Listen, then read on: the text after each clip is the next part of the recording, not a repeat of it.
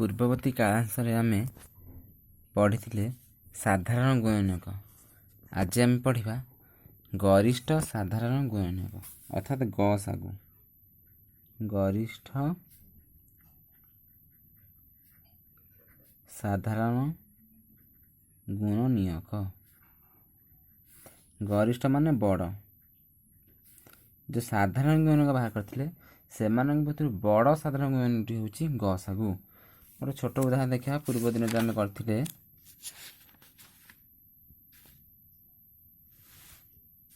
ଏ ଯେଉଁ 12 ଆଉ 16 ୟାର ଆମେ ସାଧାରଣ ଗୁଣନୀୟକ ବାହାର କରିଥିଲେ କିଏ 1, 2 ଓ 4। এই ସାଧାରଣ ଗୁଣନୀୟକମାନଙ୍କ ଭିତରୁ ବଡ଼ କିଏ 4। ତେଣୁ 12 ଓ 16ର ଗସାଗୁ ହେଉଛି 4। ଏ ଯେଉଁ ଗସାଗୁ 2 ଦେଖିବା ବହିକୁ 2 ବା 2ରୁ ଅଧିକ ସଂଖ୍ୟାର ଗରିଷ୍ଠ ସାଧାରଣ ଗୁଣନୀୟକ ବା ଗସାଗୁ ଏକ ଅଦ୍ୱିତୀୟ ସଂଖ୍ୟା। ଅର୍ଥାତ୍ ସେହି ଗସାଗୁ ସେହି ସଂଖ୍ୟା ତିନୋଟି ମଧ୍ୟରୁ ସେହି ସଂଖ୍ୟା ତିନୋଟିର ଯେକୌଣସି ଗୋଟିଏ ସାଧାରଣ ଗୁଣନୀୟକଟିଏ ସେହି ସଂଖ୍ୟା ତିନୋଟିର ବା ସଂଖ୍ୟା ଦୁଇଟିର ଗସାଗୁ ବାହାରିବ। ତାପରେ ଦେଇଛି ସମସ୍ତ ସାଧାରଣ ଗୁଣନୀୟକ ମଧ୍ୟରେ ସବୁଠୁ ବଡ଼ ହୋଇଥାଏ। ଅର୍ଥାତ୍ ଯେଉଁ ମୁଁ କହିଲି ଗସାଗୁର ଅର୍ଥ ଗରିଷ୍ଠ ସାଧାରଣ ଗୁଣନୀୟକ ବା ବଡ଼ ସାଧାରଣ ଗୁଣନୀୟକ। ଯେତୋଟି ସଂଖ୍ୟା ଯେତୋଟି 2 ବା ଅଧିକ ସଂଖ୍ୟା ଯଦି ଆମେ ଗସାଗୁ ବାହାର କରିବା ତା'ର ସାଧାରଣ ଗୁଣନୀୟକ ଭିତରୁ ଯେଉଁଟା ବଡ଼ ସେଇଟା ହେବ ତା'ର ଗସାଗୁ। ଏହି ଗସାଗୁ ନିର୍ଣ୍ଣୟ କରିବା ପାଇଁ ହେଲେ ଆମେ 3ଟି ପ୍ରଣାଳୀ ଗସାଗୁ ନିର୍ଣ୍ଣୟ କରିପାରିବା। ଗୋଟେ ହେଲା ପ୍ରଥମଟା ହେଲା କ'ଣ ମୌଳିକ ଗୁଣନୀୟକର ବିଶ୍ଳେଷଣ ପ୍ରଣାଳୀ। ମୌଳିକ ଗୁଣନୀୟକର ବିଶ୍ଳେଷଣ ପାଇଁ କ'ଣ ନା ଏହାର ସୋପାନ ଦେଖିବା। ପ୍ରଥମେ ଦିଆଯାଇଥିବା ସଂଖ୍ୟା ମଧ୍ୟରୁ ପ୍ରତ୍ୟେକକୁ ମୌଳିକ ଗୁଣନୀୟକରେ ବିଶ୍ଳେଷଣ କର ବା ମୌଳିକ ଗୁଣନୀୟକ ମାନଙ୍କର ଗୁଣଫଳ ରୂପେ ଲେଖ। ଦ୍ୱିତୀୟ ସୋପାନ ସମସ୍ତ ଗୁଣନୀୟକ ମଧ୍ୟରୁ ସାଧାରଣ ମୌଳିକ ଗୁଣନୀୟକ ନିଅ। ତୃତୀୟ ସୋପାନ ତୁମେ ପାଇଥିବା ସାଧାରଣ ଗୁଣନୀୟକ ଗୁଡ଼ିକର ଗୁଣଫଳ ନିର୍ଣ୍ଣୟ କଲେ ଗସାଗୁ ପାଇବ। ଅର୍ଥାତ୍ ଗୋଟେ ଉଦାହରଣ ଦେଇଛି 24 ଓ 40 ସେଇଟା ଦେଖିବା। 24 ଓ 40ର ଗସାଗୁ କେଉଁ ଉପାୟରେ ନା ମୌଳିକ ଗୁଣନୀୟକର ବିଶ୍ଳେଷଣ ଉପାୟରେ। ମୌଳିକ ଗୁଣନୀୟକରେ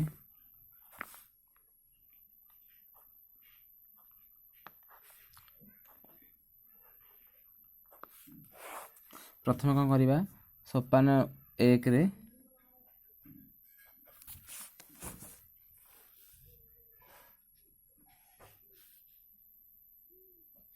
ଚବିଶ ଆଉ 40କୁ ମୌଳିକ ସଂଖ୍ୟାର ଗୁଣଫଳ ରୂପେ ପ୍ରକାଶ କରିବା।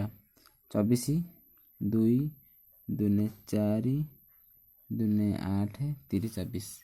40 ସେମିତି 2 2 4 2 8 5 40। ବର୍ତ୍ତମାନ ଦେଖିବା ଯେ 2 2 2 2 2 3 ୟାର ଆସିଲା 2 2 2 5। ଏ ସବୁଗୁଡ଼ିକ ମୌଳିକ ସଂଖ୍ୟା ଏବଂ ଏହି ମୌଳିକ ସଂଖ୍ୟା ମାନଙ୍କର ଗୁଣଫଳ ହେଉଛି ଏଇ 24 ଆଉ 40। ୟା ଭିତରେ ସୋପାନ 2ରେ କ'ଣ କରିବା ସେମାନଙ୍କ ମଧ୍ୟରୁ ଦେଖିଦେବା ସାଧାରଣ ଗୁଣନୀୟକ କିଏ। ସାଧାରଣ ଗୁଣନୀୟକ କିଏ କିଏ ଅଛନ୍ତି କିଏ କିଏ ଏଠି ଦେଖିବା। ଏଇ ଯେଉଁ 3ଟି 2 ଏଠି ବି 3ଟି 2 ଅଛି। ଏ 3 5ଟା ସାଧାରଣ ନୁହେଁ। ସେ 3ଟି 2ର ଗୁଣଫଳକୁ ବାହାର କରିବା। ଇଏ କେତେ ହେଲା 8। ତେଣୁ ସୋପାନ 3 ଆମେ କ'ଣ କରିବା ସୋପାନ 3ରେ 2 2 2 ଏଟା ରହିଲା। ଦ୍ୱିତୀୟ ସୋପାନରେ ଆସିଲା ଆମେ ଗୁଣନୀୟକୁ ଅଲଗା କରିଦେଲେ ସାଧାରଣ ଗୁଣନୀୟକୁ। ତୃତୀୟ ସୋପାନ କ'ଣ କରିବା ଏ 3ଟା ଗୁଣି ଦେବା 8। ଏଇଟା ହେଲା ତା'ର ଗସାଗୁ। ପ୍ରଥମ କଥା ହେଲା ପ୍ରଥମେ କ'ଣ କରିବା ନା 2ଟି ଯାକ ସଂଖ୍ୟା ଦେଇଥିବ ତା'ର ମୌଳିକ ସଂଖ୍ୟାର ଗୁଣଫଳ। ଯୌଗିକ ସଂଖ୍ୟା ନେବା ନାହିଁ ମୌଳିକ ସଂଖ୍ୟା ଅର୍ଥାତ୍ ଛୋଟ ଛୋଟ ସଂଖ୍ୟା ଗୁଣି ଗୁଣିକା ଦେଖିଲେ ହେବ। ନହେଲେ ଯଦି ସେମିତି ନ ଜାଣିପାରିବ 24ଟା କେମିତି ବାହାରିବ ଏଇଠି ଦେଖିବା। 24କୁ ଏମିତି ହରି ଚାଲିବା 2 ଦ୍ୱାରା ହରିବି 3 ଦ୍ୱାରା ହରିବି 12 ଚାହିଁଲେ 3 ଦ୍ୱାରା ହରିବି 4 2 ଦ୍ୱାରା ହରିବି 2 ସରିଲା। ଏଗୁଡ଼ା ସବୁ ମୌଳିକ ସଂଖ୍ୟା। ସେମିତି 40କୁ ହରିଲେ 5 ଦ୍ୱାରା ହରିଦେଲେ 8 ମୌଳିକ ସଂଖ୍ୟା। 2 4 ହେଲେ ହେବନି ଯୋଗ୍ୟ ହେଇଯିବ ତେଣୁ 2 2 ଇଏ ହେଇଗଲା ଯୋଗ। ଏଇଭଳିଆ କରି ବାହାର କରିକି କରିପାରିବା। ତା'ର ସାଧାରଣ ଗୁଣନୀୟକ ନେବା ଏବଂ ସାଧାରଣ ଗୁଣନକୁ ଗୁଣିଦେବା।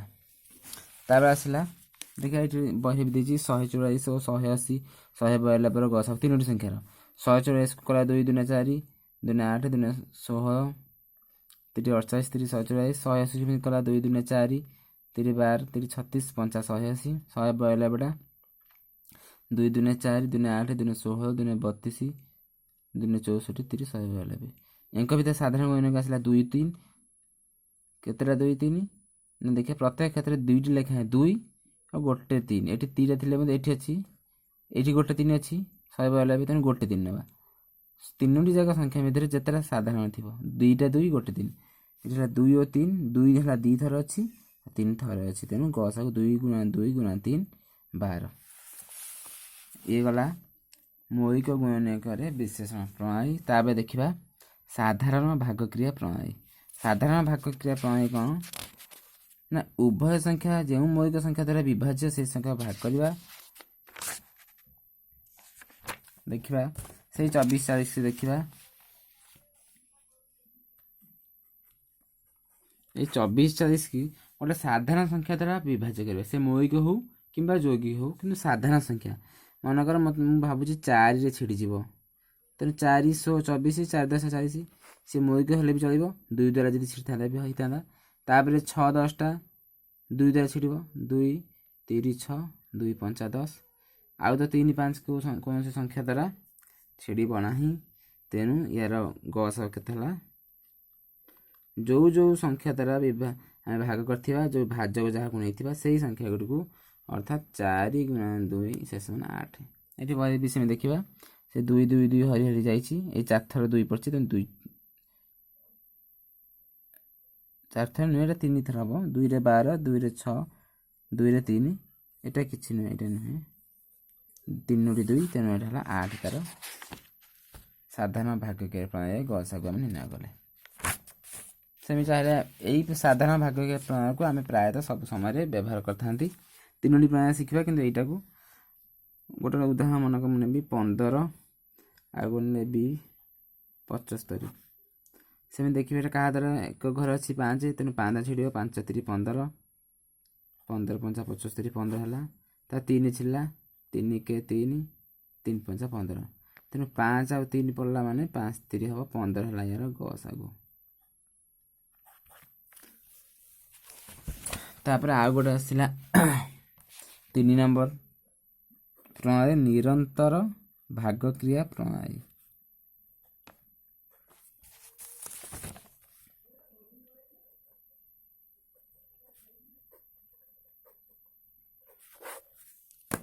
ଏଠି ଦେଖିବା ନିରନ୍ତର ମାନେ ଲଗାତାର ଭାବେ ହରି ହରିକା ଆମେ ଦେଖିବା यार आगे प्रथम मुझे सोपान ताको आगे पढ़ी दूसरी देखी शुणा बड़ संख्या को यही प्रणाली द्वारा आम दुईटी संख्यार गसा को निम्न सोपान पाइबा दीटा संख्या केमी बाहर से सोपान देती तीनोटी संख्या की भी आम जापर दुईटी संख्या पाइबा प्रथम सोपान कौन कर बड़ संख्या को अर्थात जो दुईटा संख्यार आम गसा को बाहर करवा बड़ संख्या को छोट संख्या द्वारा भाग कर भागशेष निर्णय करवा जदि भागशेष शून्य हुए तेबे छोट संख्याटी गसागु जदि भागशेष शून्य न हुए तेबे छोट संख्या को पूर्व भागशेष द्वारा भाग करी नुआ भागशेष निर्णय करवा जदि नुआ भागशेष हेटी हेउची शून्य ताहले पूर्व भाजक तार गसागु जदि भागशेष शून्य न हुए पूर्व भाजक को यही भागशेष द्वारा भाग करवा यही प्रणाली बारंबार करवा जेउठी भागशेष शून्य हेबो सेठारे कार्य शेष हेबो भागशेष शून्य हेले शेष भाजकटी हेबो गसागु।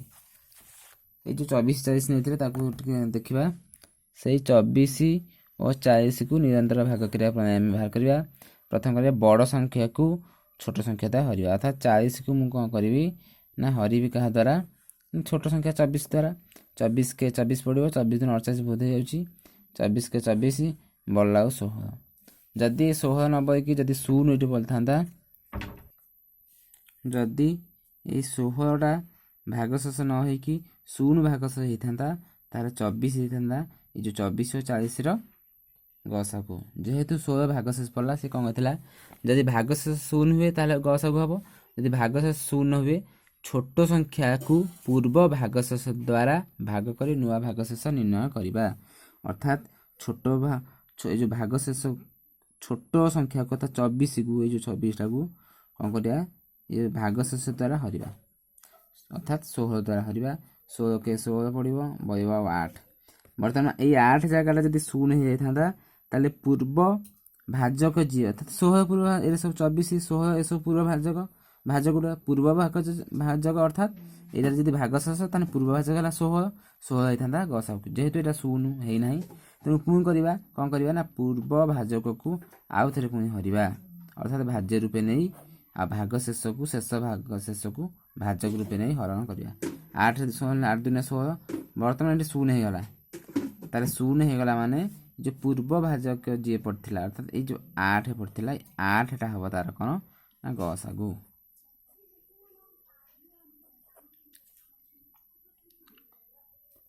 आ गए 3टी संख्यार गसागु 3टी संख्या भितर देखा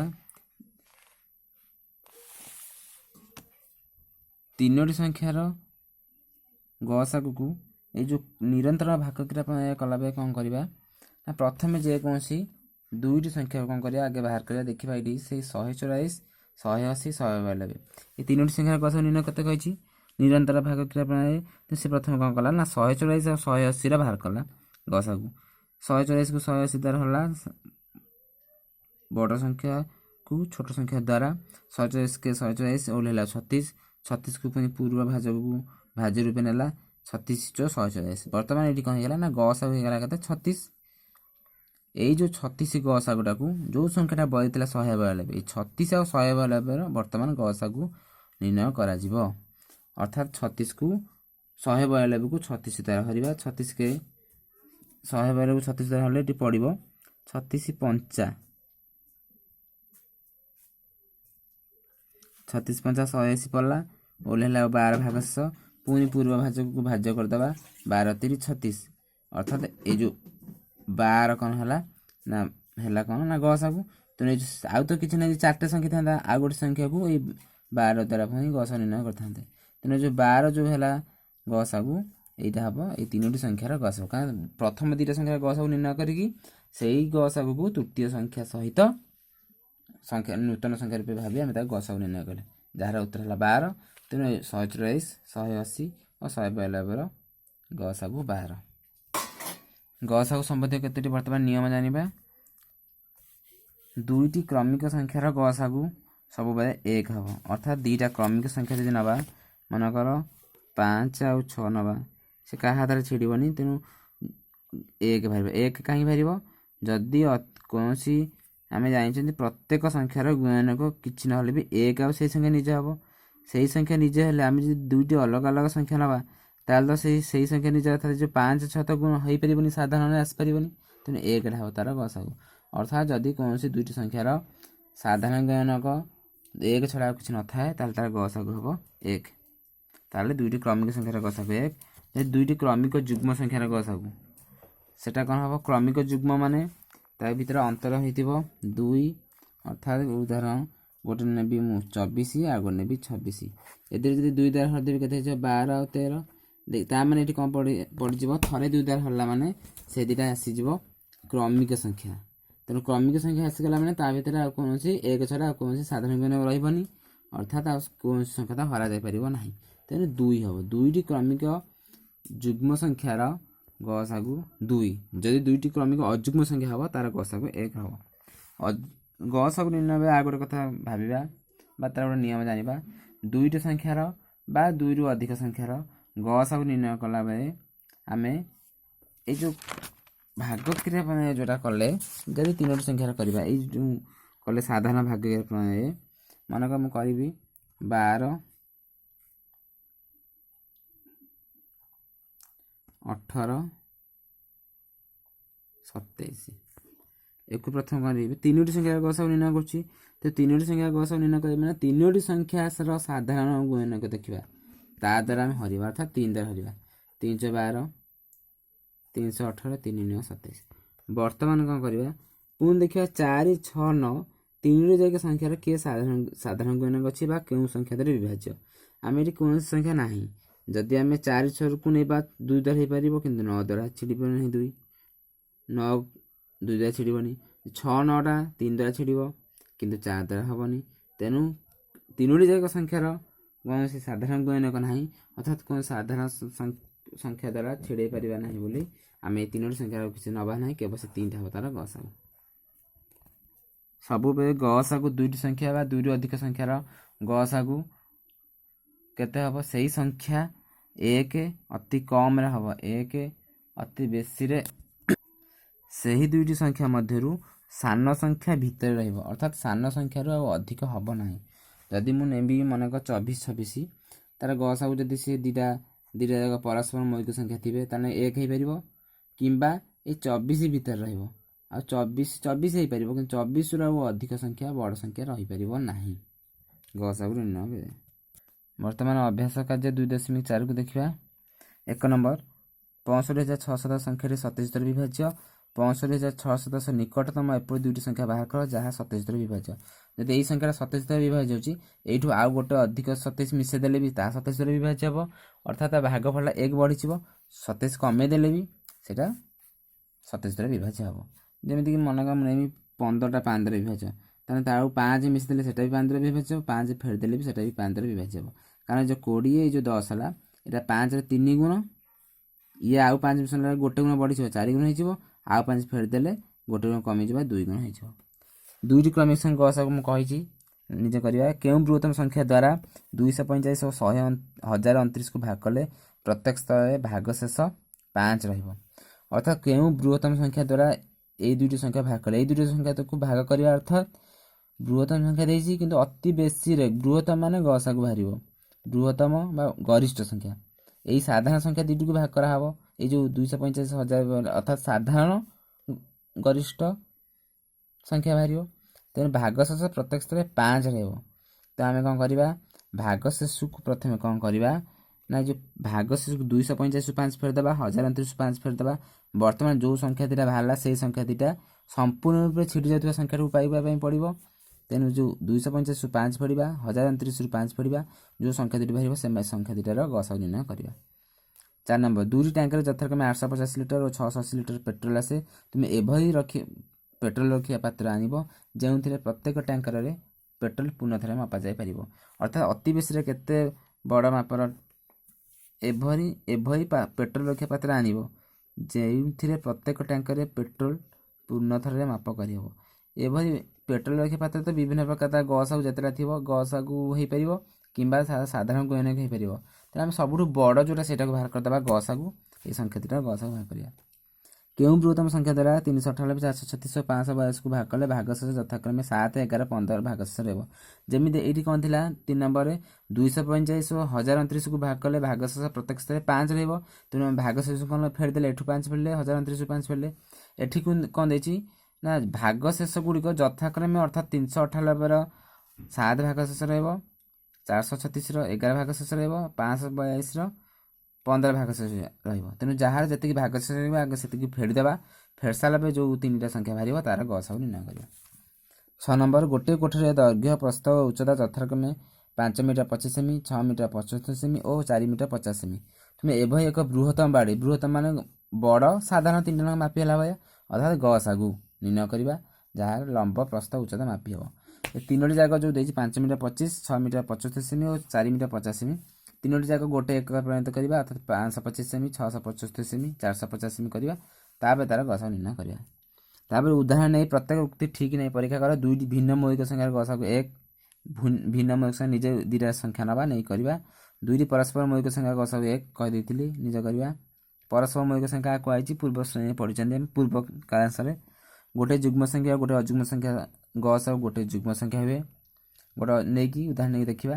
ଦୁଇଟି କ୍ରମିକ ସଂଖ୍ୟା ଗସାଗୁ 2, ଦୁଇଟା କ୍ରମିକ ଯୁଗ୍ମ ସଂଖ୍ୟା ମୁଁ ଉଦାହରଣ ଦେଇଛି। ଦୁଇଟି କ୍ରମିକ ଅଯୁଗ୍ମ ସଂଖ୍ୟା ବି ସେମିତି ନେବ, ତାର ଉଦାହରଣ ଗସାଗୁ 2 ହେଉଛି କି ନାହିଁ ଦେଖିବ। ଆଗେ ଲେଖିବ ଠିକ୍ ଅଛି କି ଭୁଲ ଅଛି, ଉଦାହରଣ ସାହାଯ୍ୟରେ ବୁଝେଇବ। ତାହେଲେ ଏତିକି କରିବ। ଧନ୍ୟବାଦ।